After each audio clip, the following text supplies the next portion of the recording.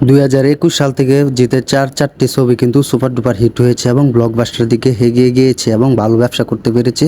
এটি দিয়ে কিন্তু 2021 সাল থেকে 2024 সাল পর্যন্ত কিন্তু কমার্শিয়াল মুভি শুরু হয়েছে একমাত্র জিতের হাত ধরে।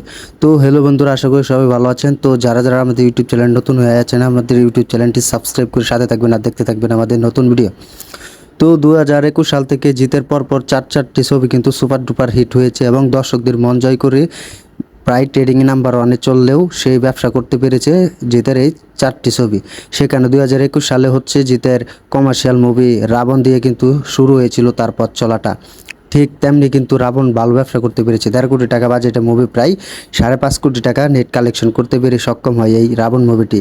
তারপর 2022 সাল থেকে কিন্তু শুরু হয় চেঙ্গিস মুভি, যা এক অন্য লেভেলে কমার্শিয়াল মুভি। রাবণের হাত ধরে কিন্তু সেই কমার্শিয়াল মুভি চেঙ্গিস দেখতে শুরু হয়েছে। তো চেঙ্গিস মুভি কিন্তু একটি আমরা জানি বড় একটি কমার্শিয়াল মুভি, যা জিতে প্যান ইন্ডিয়া এবং হিন্দিতে রিলিজ দিয়েছে এবং বাংলাতে মিলিয়ে জমি ব্যবসা করেছে, প্রায় 15 কোটি টাকার মতো কালেকশন করতে পেরেছে।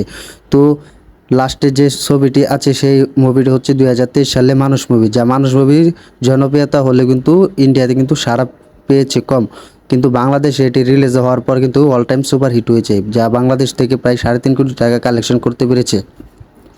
তো ইন্ডিয়াতে জিতের ফ্যান বেশি থাকলে কি বাংলাদেশেও তার ফ্যান কিন্তু জনপ্রিয়তা বেশি আছে, তা আবারও প্রমাণ করলো। তো বাংলাদেশ এবং ইন্ডিয়া মিলে ভালো ব্যবসা করতে পেরেছে এই মানুষ মুভিটি, যা 4.5 কোটি টাকা থেকে প্রায় 6 কোটি টাকার মতো কালেকশন চলে আসে।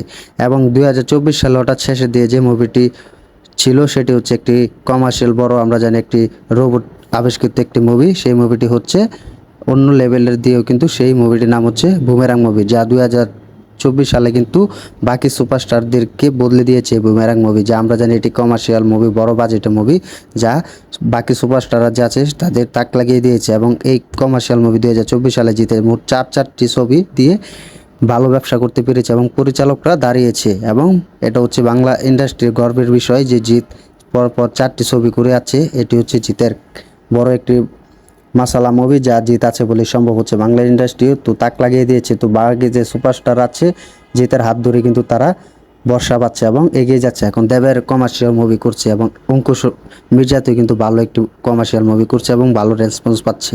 তো একটা ভাগ্যের বিষয় হচ্ছে জানেন, জিতে পরপর চারটি ছবি কিন্তু করা কিন্তু অন্য মারাত্মক লেভেলের হয়ে উঠেছে, যা একমাত্র জিতেই করে সম্ভব এবং জিতে করে দেখিয়েছে। এবং বাকি সুপারস্টাররা কিন্তু সেসব মুভি দিয়ে কিন্তু বেশি সারা পেলেও কিন্তু ভালো ব্যবসা করতে পারছে না। একমাত্র জিতে কিন্তু সেই কমার্শিয়াল মুভি হাত দিয়ে বাংলা ইন্ডাস্ট্রিতে যেসব সুপারস্টার আছে তারাও কিন্তু তাক লাগিয়ে দিচ্ছে। এখন জিতের হাত ধরে কিন্তু তারা বড় বড় ছবির বাজেটের মুভি বাড়াচ্ছে, নিজে প্রযোজনা করছে, নিজে প্রডিউসার করছে, যেখানে আমরা দেখেছি খাদান দেবে করছে এবং বাকি সুপারস্টাররাও কিন্তু চেষ্টা করছে সেসব মুভি করার জন্য।